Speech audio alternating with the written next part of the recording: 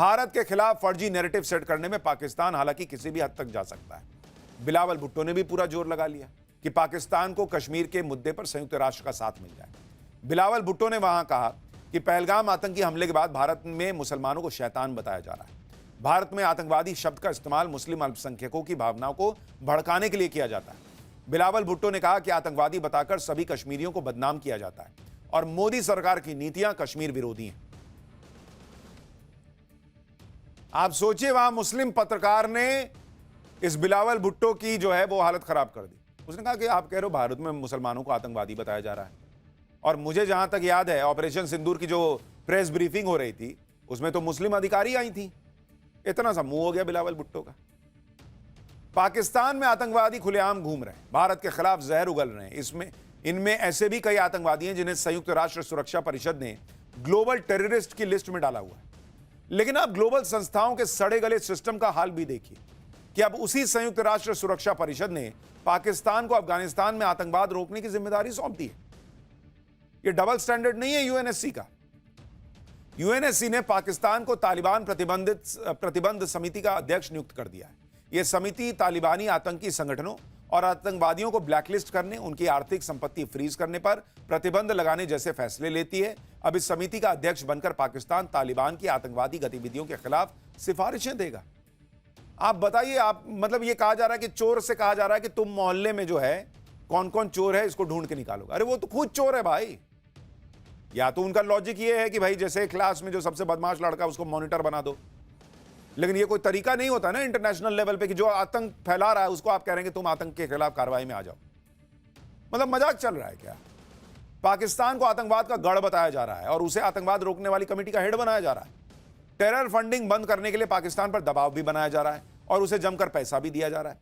अब Asian development bank यानी ADB ने पाकिस्तान को 6,900 करोड़ रुपए के बेल आउट पैकेज को मंजूरी दे दी है।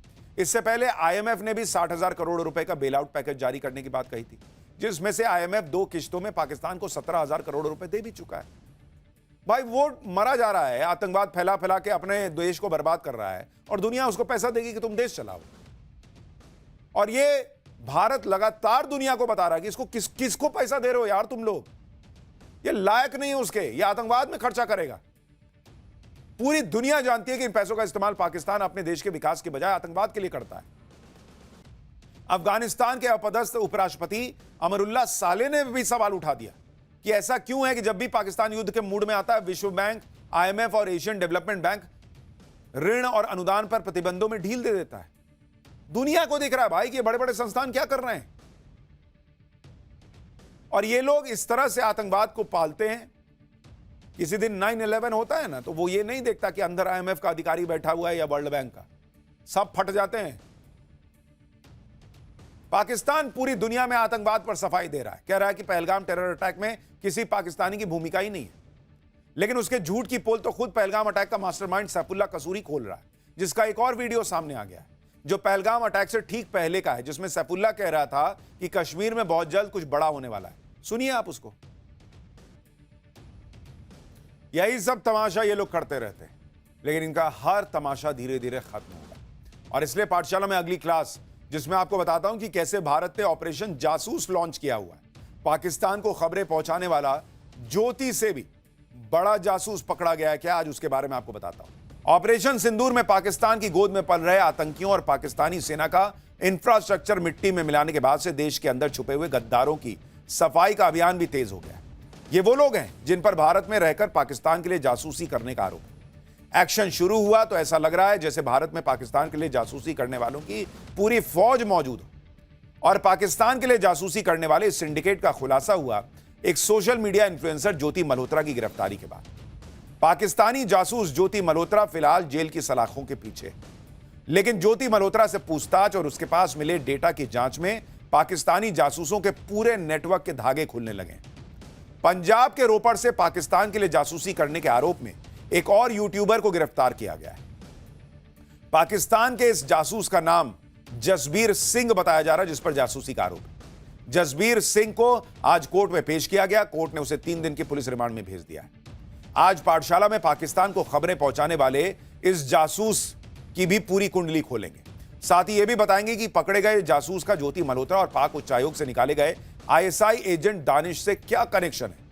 भारत में पाकिस्तान के जासूसी सिंडिकेट पर ऐसे खुलासे होंगे कि आप शॉक्ड रह जाएंगे। लेकिन जो ऑपरेशन जासूस चल रहा है उसकी एक झलक देखिए। पाकिस्तान के लिए जासूसी करने के आरोपी जसबीर सिंह की पूरी कुंडली और ज्योति मल्होत्रा के साथ कनेक्शन के सबूत भी आपको दिखाऊंगा। पहले इस तस्वीर को देखिए जो पाकिस्तान के जासूसी नेटवर्क की पूरी कहानी को डिकोड करने के लिए काफी है। इस तस्वीर में सबसे लेफ्ट में पाक उच्चायोग का पूर्व ऑफिसर और आईएसआई एजेंट दानिश नजर आ रहा है, जिस पर भारत में पाकिस्तान के लिए जासूसी नेटवर्क तैयार करने का आरोप है। दानिश के बगल में पाकिस्तान के लिए जासूसी करने का आरोप झेल रही और जेल में बंद ज्योति मल्होत्रा है। और तस्वीर के सबसे राइट साइड में या नीचे देखिए जसबीर सिंह नजर आ रहा है, जिसे पाकिस्तान के लिए जासूसी के आरोप में गिरफ्तार किया गया है। तस्वीर पाकिस्तान के नेशनल डे सेलिब्रेशन से ली गई है, जिसमें दानिश ने ज्योति मल्होत्रा और जसबीर सिंह को वीआईपी के तौर पर इनवाइट किया था। अब यह भी देखिए कि जांच में पाक जासूस ज्योति मल्होत्रा और जसबीर सिंह के बीच और क्या क्या कॉमन कनेक्शन मिला है। ज्योति मल्होत्रा की तरह जसबीर सिंह भी दानिश के जरिए जासूसी सिंडिकेट का हिस्सा बना, यह कहा जा रहा है। ज्योति और जसबीर दोनों को पाकिस्तान की खुफिया एजेंसी आईएसआई से फंडिंग मिलने का भी आरोप है। जिस तरह दानिश ने पाकिस्तान में ज्योति की मुलाकात पीआईओ यानी पाकिस्तानी खुफिया अधिकारियों से करवाई, उसी तरह जसबीर सिंह भी पाक खुफिया अधिकारियों से मुलाकात कर चुका है। ज्योति मल्होत्रा के मोबाइल फोन में पाक के खुफिया अधिकारी शाकिर का नंबर मिला, जिसे ज्योति मल्होत्रा ने जट रंधावा नाम से सेव किया था। जसबीर सिंह भी इसी तरह पाक खुफिया अधिकारी के संपर्क में था। ज्योति मल्होत्रा और जसबीर सिंह दोनों एक साथ ब्लॉगर के तौर पर पाकिस्तान की यात्रा कर चुके हैं। शुरुआती जांच में पता चला है कि ज्योति मल्होत्रा की गिरफ्तारी के बाद से जसबीर सिंह ने खुद को बचाने के लिए पैंतरेबाजी शुरू कर दी थी। उसने पाकिस्तान की एजेंसियों के साथ हुए सभी कम्युनिकेशंस को मिटाने की कोशिश की, लेकिन इसके बावजूद जांच एजेंसियां जसबीर तक पहुंच गई और उससे पूछताछ में पाकिस्तान के जासूसी नेटवर्क के कई और राज खुलने की उम्मीद है। यह भी समझना जरूरी है कि आखिर जांच एजेंसियां पाकिस्तान के जासूसी का आरोप झेल रहे जसबीर सिंह तक पहुंची कैसे। दरअसल ज्योति मल्होत्रा की गिरफ्तारी के बाद से ही जसबीर सिंह जांच एजेंसियों के रडार पर आ चुका था। सूत्रों के मुताबिक ज्योति मल्होत्रा से पूछताछ के दौरान जसबीर का नाम सामने आया। शुरुआती जांच में पुलिस को जसबीर सिंह के इलेक्ट्रॉनिक गैजेट्स में 150 पाकिस्तानी नंबर मिले, जिनमें कई नंबर पाकिस्तान के पीआईओ यानी पाकिस्तान इंटेलिजेंस ऑपरेटिव के। जांच एजेंसियों ने जसबीर सिंह के मोबाइल फोन और लैपटॉप को फॉरेंसिक जांच के लिए भेज दिया है, ताकि डिलीट किए गए डेटा को रिकवर किया जा सके। सुनिए जसबीर सिंह की गिरफ्तारी पर उसके वकील ने क्या कहा।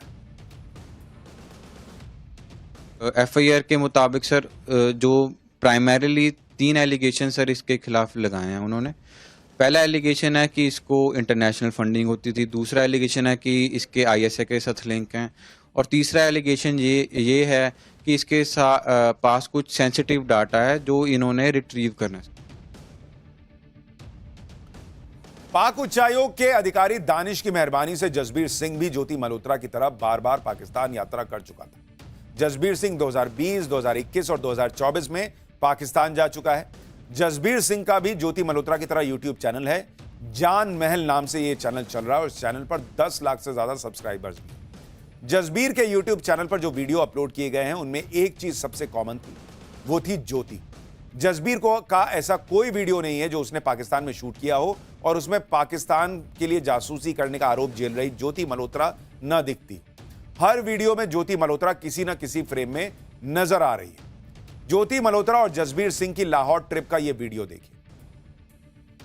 सवाल यह भी उठता है कि पाकिस्तान के लिए जासूसी करने का आरोप ज्योति मल्होत्रा और जसबीर दोनों पे लगा, लेकिन इनके बीच दोस्ती कैसे बढ़ी। यह कहानी भी भारत में पाकिस्तान के लिए जासूसी नेटवर्क तैयार करने वाले पाकिस्तानी हाई कमीशन से शुरू हुई, जहां पाकिस्तान नेशनल डे पर दानिश ने दोनों को बुलाया था और दोनों के बीच पहली मुलाकात हुई। ज्योति मल्होत्रा और जसबीर सिंह की पहली मुलाकात का भी वीडियो देखिए।